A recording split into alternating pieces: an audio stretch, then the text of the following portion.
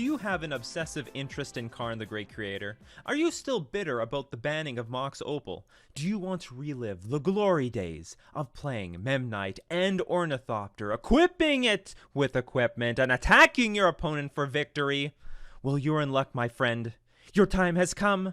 Assemble your forces, because do you know what time it is? It is hammer time. Everyone, this is Nikachu, Merfolk Master, and I would like to finally go over the deck, the single most underrated deck in Modern at the moment, Hammer Time. This deck has been just killing it in the leagues, the Modern challenges, the preliminary events, and the reason this deck is doing so well is it is the Rodney Dangerfield deck. It is being shown no respect, and nobody's doing anything about it. Nobody's like, oh, there's this artifact deck out there. It's destroying everybody just like the classic days of Affinity, and no one's preparing any artifact hate. And if they do that, if they're gonna just give a free pass, then there's gonna be tons of free wins for anyone who wants to pick up this deck right now. Can it be beaten? Sure, but no one's trying to do it, and so the people who are playing it are just annihilating people. Just the other week, there were three copies of Hammer Time in the top 8 of a Modern challenge. This is getting ridiculous, not to mention that it's regularly either winning the Modern challenge or making top 8s in those events. So in an open event,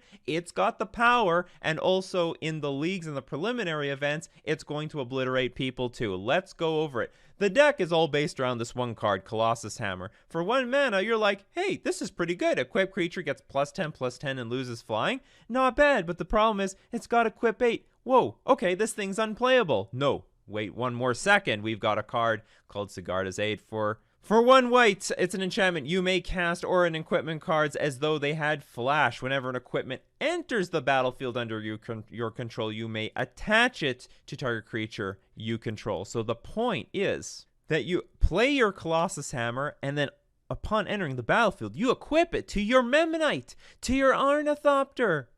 I mean, equip it to anything that's on the battlefield, whatever sticks. So you can actually cast this thing and get it equipped for nothing. You're only going to spend it 1 mana. How else are we going to do it to make this consistent? Pure Steel Paladin. Double white, 2/2 creature. Whenever an equipment enters the battlefield under your control, you may draw a card. Hey, not too bad. You know, put like the best card we have in the deck on the battlefield, and also get a little bit of value out of it. Why not? Metalcraft equipment you control have equip 0 as long as you control 3 or more artifacts. And oh baby, do we have artifacts. We got Memnite. We got classic Memnite from the old Affinity decks. We've got Ornithopter. We've got Mishra's Bauble. Oh my god. Another busted deck using Mishra's Bauble.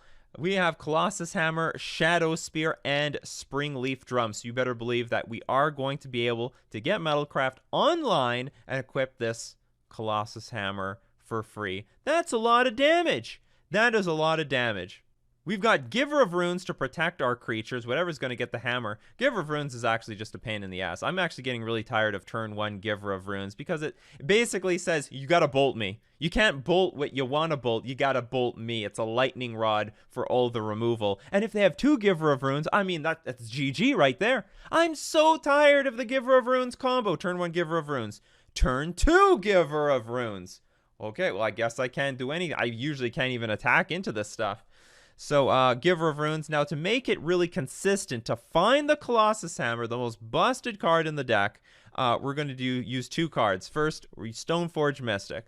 Of course, can find equipment. No Batter's Skull here. No Sword of Fire and Ice. None of those other equipment. We got something better to go find. We have the Colossus Hammer. So we find Colossus Hammer with Stoneforge Mystic, and we can get it into play through Counter Magic because of the ability next turn. And also we got Steel Shaper's Gift. So 1 mana, a white, search a library for an equipment card, reveal that card, put it into your hand, then shuffle your library. Look at the price on this thing. This thing is ridiculous, both online and in paper.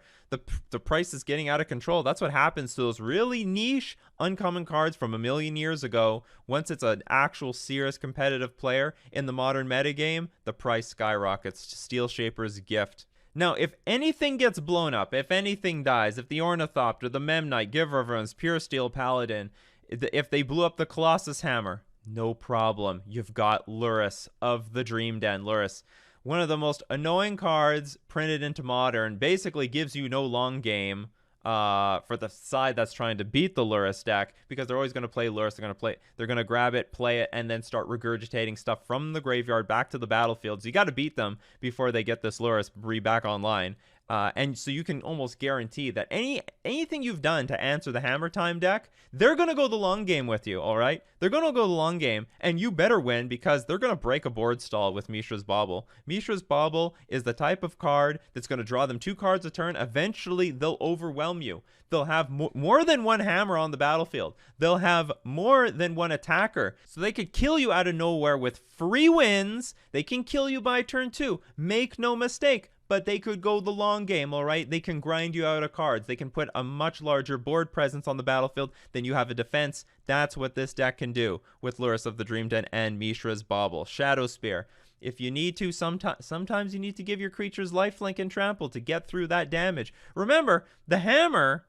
it makes the creature lose flying. That can be a problem sometimes, but there are some tricks you can get around it. If you want some evasion, play your Ornithopter, attack with it first, see if there's no blocks, then you throw it onto the battlefield with Cigar's Egg, because you can play the hammer at flash speed. That's how this goes. This is how it's going to work with people. You could attack with a lot of things, and whatever's not blocked, all right, throw all your hammers on that creature. Then they're dead. That's the power of instant speed hammers. But if there's a hammer already on the battlefield and you can't surprise them anymore, no surprise, you can try to get through you can get the extra damage through with Trample.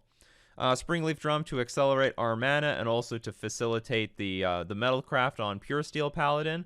Now, here's the deal. I mean, even if you're a combo deck that has infinite life, Inkmoth Nexus is going to say, nope!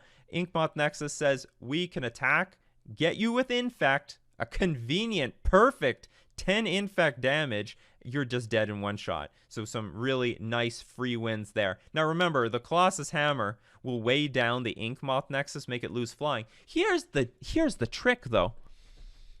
This trick is better than the rabbit being pulled out of a magician's hat. You can activate the Inkmoth Nexus again after you've already equipped the Inkmoth with the hammer. So equip with hammer, activate Inkmoth again, give it flying again, attack in the air with the hammer. All of a sudden, Inkmoth Nexus takes flight with the equipment. The Colossus Hammer. You're Thor now, Inkmoth Nexus. You are Thor. Marshflat's Silent Clearing. Of course, they can use the Horizon Land, Snow-Covered Plains, and Windswept Heath with one Godless Shrine in the mana base. We look at the sideboard. 1 Duress, 4 Thoughtseize for the combo decks, 2 Fatal Push for the necessary creature decks, 3 Pithing Needle, very good against Belcher. It's actually not too bad against a deck like this. I mean, the number one thing that I would like name is something like Giver of Runes to give me enough room to kill all the creatures around it. Not to mention you can name Stoneforge Mystic, Colossus Hammer after you've killed a creature.